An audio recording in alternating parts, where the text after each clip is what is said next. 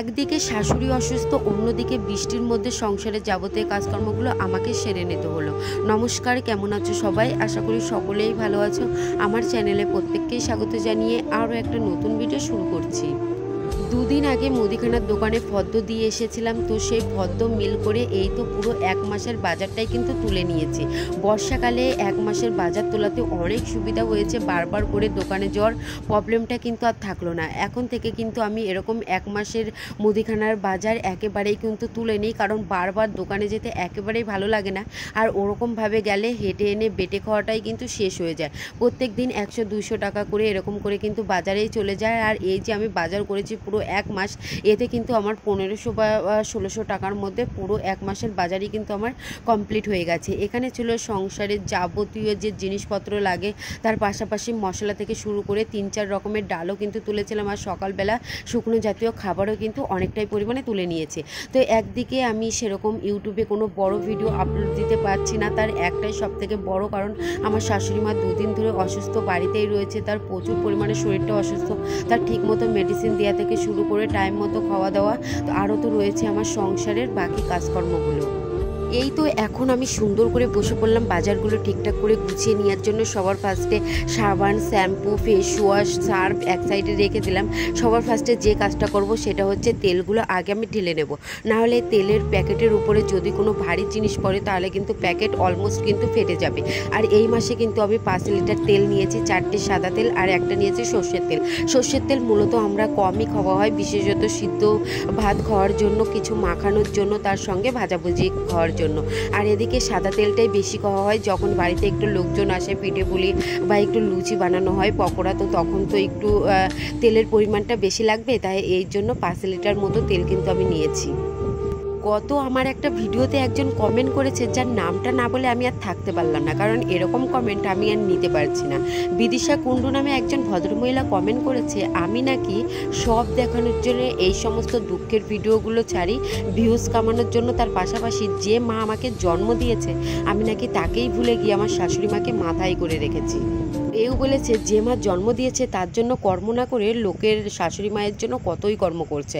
তো প্রথমত তাকে আমি একটা কথাই বলবো, যে মা আমাকে জন্ম দিয়েছে তাকে তো আমি আমার মৃত্যুর আগের দিন পর্যন্ত ভুলতে পারবো না।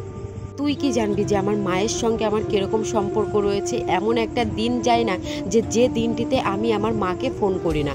আর শাশুড়ি মায়ের কথা, শাশুড়ি মা হচ্ছে মায়েরই মতো, তো তাকেও সেবা যত্ন আমাকে অবশ্যই করতে হবে, কারণ এই সংসারে এসেছি।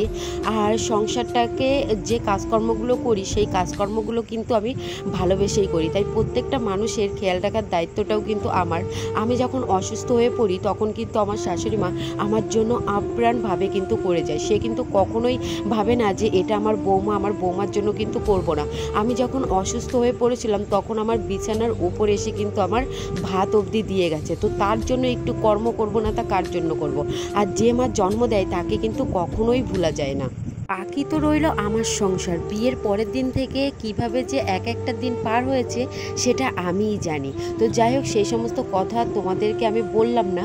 তো যারা এই ধরনের কমেন্ট করে তো সত্যি মাথা একেবারেই গরম হয়ে যায়, তাই আজকে আমি তার রিপ্লাই কমেন্টটা দিয়েই দিলাম। তো অনেকেই ভালো কমেন্ট করে, তো যাই হোক, যাদের আমার ভিডিও দেখতে ইচ্ছা করবে না তারা প্লিজ দেখো না, কিন্তু এরকম বাজে বাজে কমেন্ট করে মনটাকে খারাপ করে দিও না। এই তো সকাল সকাল ঘুম থেকে উঠে সোজা কিন্তু এখন আমি সংসারে কাজকর্মগুলো সেরে নিচ্ছি। তো মুদিখানার বাজার আমার ঢালা কমপ্লিট হয়ে গেছে, এখন আমি সোজা চলে আসলাম সংসারের কাজকর্মগুলো করে নেওয়ার জন্য। এই তো গতকালের যে সমস্ত এঁটো থালা বাসনগুলো ছিল সমস্ত কিছু এক এক করে সোজা নিয়ে যাচ্ছি হচ্ছে কলতলায়। আর মা কিন্তু এখনও ঘরেই শুয়ে রয়েছে আর কি, তো মা কিন্তু জানেই না যে সকাল হয়ে গেছে, সে এখনও ঘুমাচ্ছে, শরীরটা একটু ক্লান্ত, বুঝতেই পারছো। আর এখানে আমি এক এক করে সকালবেলা উঠে সংসারের যাবতীয় কাজকর্মগুলো কিন্তু নিজেই কমপ্লিট করে নিচ্ছি। তো আমি ভেবেছিলাম যে একটু পর থেকেই কাজকর্মগুলো করব, কারণ বৃষ্টি পড়ছিল, কিন্তু এই যা বৃষ্টি শুরু হয়েছে তো মাঝখানে বেশ জোরেই কিন্তু বৃষ্টি হয়ে গেছে, এখন তবুও কিন্তু ছিটেফোঁটা মতো পড়ছে। তাই ভাবলাম যে এখন আর ঘাপটি মেরে বসে থাকলে হবে না, সংসারের কাজকর্মগুলো তো করতে হবে। তার পাশাপাশি তো আরও রয়েছে মাটির উনুনে রান্না। তো এই তো এখানে হচ্ছে আমি এঁটো থালা বাসনগুলো নিয়ে নিলাম, আর এই পাশটাতে ঝাড়ু দিয়ে দিচ্ছি, এখনও কিন্তু উঠোনটা ঝাড়ু দেয়নি। আর এই যে জল জমা হয়ে গেছে এই পাশটাতে, মানে যদি আমি না ঝাড়ু দিই তাহলে জল জমেই কিন্তু স্লিপ হয়ে যাবে। বৃষ্টি আমার ভালো লাগে, কিন্তু অনবরত 3-4 দিন বৃষ্টি হলে একেবারে ভালো লাগে না, কারণ কাজকর্ম করতে প্রচুর অসুবিধা হয়। আর আমার যেহেতু ছোটাছুটি করে বাইরেই আমার সমস্ত কাজকর্মগুলো এক এক করে সেরে নিতে হয়, এর জন্য আমার মোটেও কিন্তু ভালো লাগে না। তো বৃষ্টি প্রত্যেকেই কিন্তু পছন্দ করে, কিন্তু অনবরত বৃষ্টি আমার মনে হয় না যে গ্রামের মানুষ অতিরিক্ত পছন্দ করবে। বৃষ্টি প্রত্যেক দিনের বৃষ্টিটা হয়তো বর্ষাকালে বেশি পছন্দ করতে পারে শহরের মানুষ, কিন্তু আমার এরকম ডেলি বৃষ্টি একেবারেই পছন্দ হয় না। এই তো এঁটো থালা বাসনগুলো কলতলায় রেখে দিয়ে এখন আমি সোজা চলে আসলাম এই উঠোনটাই ঝাড়ু দিয়ে নিচ্ছি আর কি। এতক্ষণে কিন্তু আমার এই সকালের আশিপাশি কাজকর্মগুলো কিন্তু সারা হয়ে যায়, শুধু এই বৃষ্টি পড়ার কারণে আমি আশিপাশি কাজকর্মগুলো সারতে পারলাম না। তো ছিটেফোঁটা বৃষ্টি পড়ছিল বলে তাই আবার ঘর থেকে গামছাটা এনে এই তো মাথায় জড়িয়ে নিলাম, না হলে আমার আবার সাইলেন্সের প্রবলেম রয়েছে, আবার হুট করে ঠান্ডা লাগলেই কিন্তু তখন আবার প্রবলেম আমার শুরু হয়ে যাবে।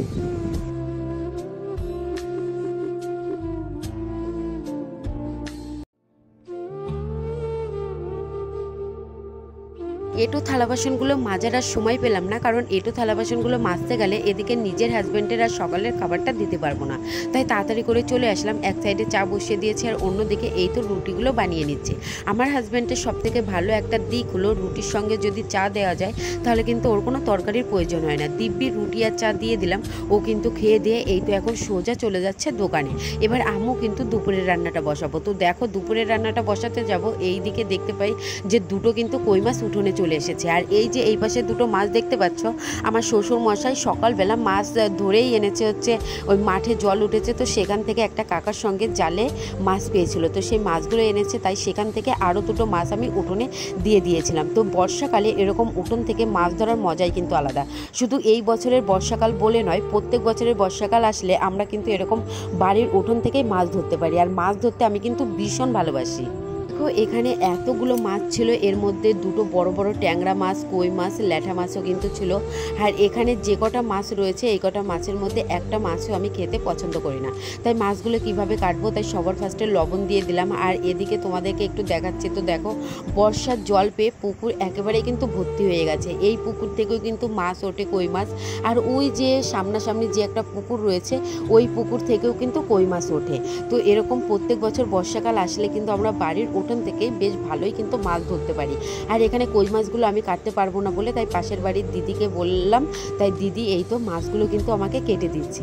আর এদিকে মাছগুলো শ্বশুরমশাই দিয়ে আবারও কিন্তু চলে গিয়েছিল বাজারে, তো সেখান থেকে এই তো খাসির ছাট এনেছে। প্রত্যেক বুধবারে বললে ভুল হবে, মাসে 1-2 দিন করে কিন্তু আমাদের বাড়িতে এরকম খাসির ছাট আনে, কারণ এই খাসির ছাট খেতে আমাদের বাড়ির প্রত্যেকেই ভীষণ কিন্তু পছন্দ করে। যেরকম এই বাঁচতে প্রচুর ঝামেলা, খেতেও কিন্তু ততটাই কিন্তু মজা। বিশেষত যারা একটু পেশেন্ট টাইপের রয়েছে, যারা একটু অসুস্থ রুগী, তাদের কিন্তু এই সমস্ত খাবার খাওয়া ভীষণ কিন্তু উপকারী। তো যাই হোক, আমাদের তো বেশ ভালো লাগে, জানি না কারা কি খায় কি না খায়। এই তো এখানে হচ্ছে আমি বেশ ভালো করে কিন্তু রান্না করে নিলাম, আর সব থেকে মাংস যত বেশি কষানো যাবে ততই কিন্তু খেতে বেশি মজা হবে।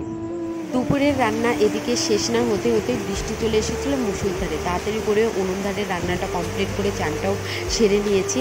তো চানটা করার পরে কিন্তু এরকম প্রচুর মুষলধারে বৃষ্টি হচ্ছিল। তো এই তো যখন আমি ছাতা মাথায় নিয়ে একটু জল দেখতে যাচ্ছি, বৃষ্টিতে মেন উদ্দেশ্যই ছিল ভেজার জন্য। আর অমনিতেই আমার শাশুড়ি মা তো দেখো না করছে যে তুই কেন বৃষ্টির মধ্যে বেরোলি, এখনই তো ঠান্ডা লেগে যাবে। তো যাই হোক, বৃষ্টিতে ভিজতে আমার কিন্তু ভীষণ ভালো লাগে। তো ভিডিওটি কেমন লাগলো অবশ্যই জানিও, ভালো লেগে থাকলে চ্যানেলটিকে সাবস্ক্রাইব করে পাশে থেকো। তো শাশুড়ি মা বলছে